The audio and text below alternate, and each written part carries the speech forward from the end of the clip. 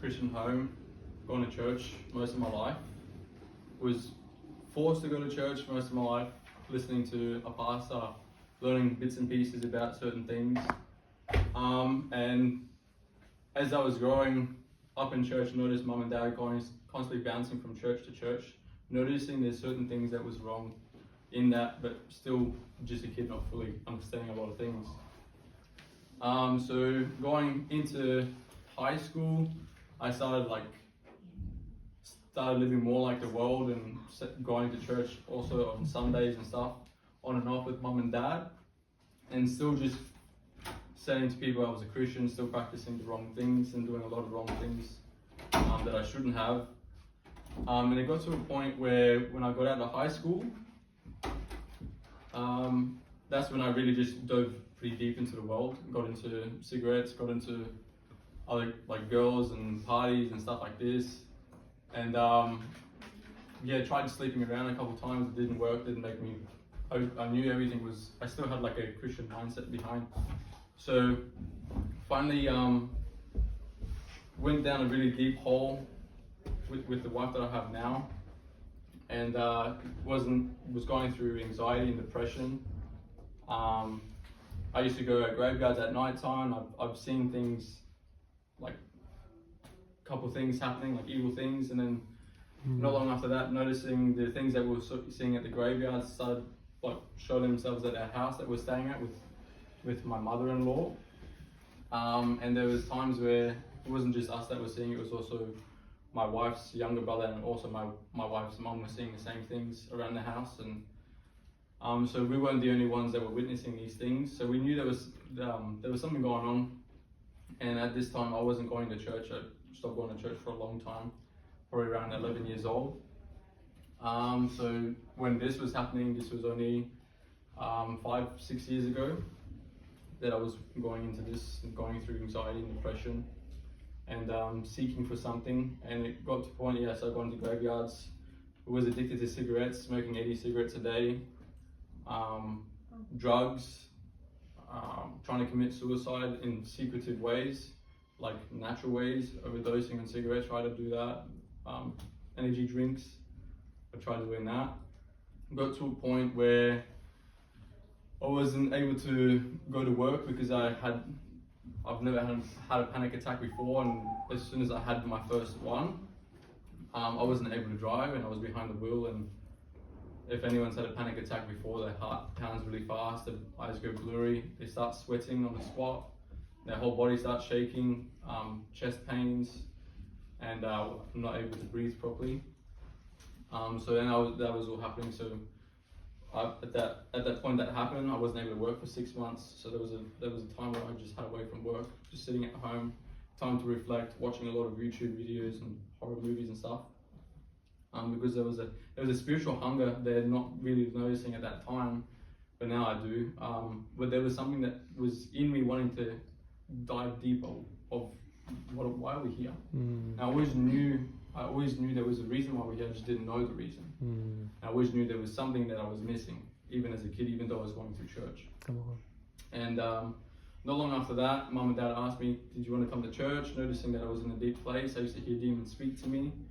For example, there was a time where I was sitting at my parents' table, we're having dinner, and it felt like my brother was shrugging my chair and screaming at me and calling me names.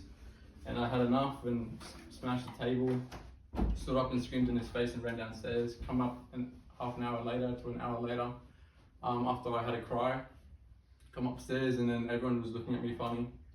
And I'm like, wow, why are these guys staring at me? And they were just like, what's wrong with you? And I was like, what do you mean? He was just sitting there calling me names, was getting at me, and he's like, no one was doing anything. No one was there. No one was standing there. So I was just all hearing these things. So demons were tormenting me. It got to a point where mum and dad saw what I was going through. They asked me, they started going back to church at this time after 10, 11 years of not going to church. Then they said, did you want to come to church? I'm like, nah, I don't believe in God anymore. He's done nothing for me. Can't see anything, And it was like everything that I was going through, the sicknesses, everything just doubled, got worse 2 times over. Finally, 2 weeks after that, after going through double of what I was already going through, They asked the second time. I finally said yes. My wife came with me, and I had a real encounter with God. I started hearing God's voice for the first time in my life, because I realized while I was practicing the world, I realized I wasn't saved. Even though I was saying to just going to church and following the world, doing whatever, I realized I wasn't saved. I didn't know who Jesus was. I knew about him, but I didn't know him.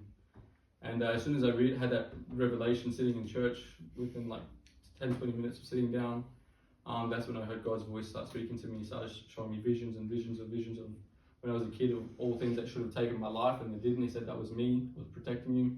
I have a plan for you. I've chosen you. I love you. I've never wanted to leave you. Even though you were there doing the wrong things, I was always there in the background trying to keep you safe. And God was just showing me all these things, and I'm like, whoa, so you really are real, just having a conversation with God the whole time, sitting in church. Not long after that, still not being able to go to work, because I used the time, instead of having sick days, I just dove into the Bible. I had 7-8 hour sessions just sitting outside in the backyard in the cold and the rain, just studying the Bible, just spending time with God. And I started realizing certain things that the church I was going to and other churches I've been to as a kid, that were practicing certain things that were wrong. And I started having questions and just come from the inside of me, things that I wanted to answer. I didn't know who to go to. I didn't know who to reach out to. So I obviously just went straight to God. And I went to God for a couple times. I just wasn't getting anything, and there was times that I was just on my knees, just crying, God, like what's wrong with church? Why do I feel so left out? Why there's something missing? And it got to a point where I started having questions about baptism. And that's where it first really started. And I'm like, God, I know for a fact that you speak, because I've heard you speak. And I started getting really frustrated with God, but in like a way that I just wanted to hear him, because I've heard him before. I know he can do it again. So it was like an increase of faith, but also a bit of frustration. And then he finally spoke to me, and he started showing me certain things that the churches were doing, like as an example, how people wear white clothes when they go get baptized, and how they say baptism is a public declaration. And nowhere in the Bible do I read this, nowhere. And I started asking God, why did they say this? Why did they show that? Why is this? Why is that? I had a lot of questions, obviously diving deep into the word. Not long after that, I asked God, can you send someone to confirm everything and teach me something? I have all these questions, Lord, for you to answer. And this is about 2-3 months into just finding God again, or him finding me. Yeah, so it got to a point where I just said, God, you need to send someone to me, either on YouTube or something. You just need to send someone to answer all the questions that I've got, because I know that you can do it. And it got to a point where I started going on my YouTube feed, and I kept seeing this one video constantly just pop up. And I kept ignoring it. I just had like a spontaneous hatred towards it. Didn't understand where it come from. I just don't want to watch it every time I saw it. And I finally sat down and like, why do I feel like this towards this video? I opened it up, and I started watching God move. For the first time, I've seen demons get cast out. I've seen demons get cast out of other people in other videos, but this was real, because people were actually coming, they were getting baptized, people were learning how to baptize. The Holy Spirit was given to people, and you just see people just move, and they were going doing the same thing that they just happened to them, and you just saw an explosive move of God. And I'm like, this is what I see in the Bible. This is what I see in the Word, and this is what we're missing. I knew there was something wrong with church. Come on. And then I started like asking God even more questions, and obviously repeats of the questions that still weren't answered. And I started diving in, just listening to more of this one guy that God showed me. And then I heard of the Pioneer School. He kept mentioning it. And I'm like, okay, I finally gave into it, started watching the first lesson. The first lesson, all my answers, all the questions that I needed answered were answered. And I'm like, whoa, we're in big trouble. The church is falling back. Talk about a catastrophic backslide. The church has gone back where it shouldn't be. You're seeing God now with all of where we are now. God's moving us, and God's going to start with the least and bring it to the prideful. The prideful will fall, and the humble will be placed where God wants them. And it's just going to constantly just be a cycle. God bringing more people to Himself, Man. And as it says in the Bible, they'd be grateful in a way of love and of faith. But I think that's a persecution that brother was talking about before that we need to go through. It's a wake up call. But not long after that, I started realizing I shouldn't be going to that church anymore. I had conflict with the pastors there because I had a lot of conflict with the pastors and stuff like that. And they started attacking me with certain questions that I was able to answer, and they couldn't answer me back with the questions that I had, and they just didn't know what's going on.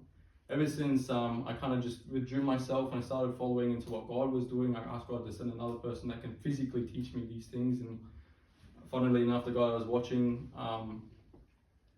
he's called TLR, and mum and dad, not long after I asked God to send someone physical to physically train me and teach me these things to get out of my comfort zone.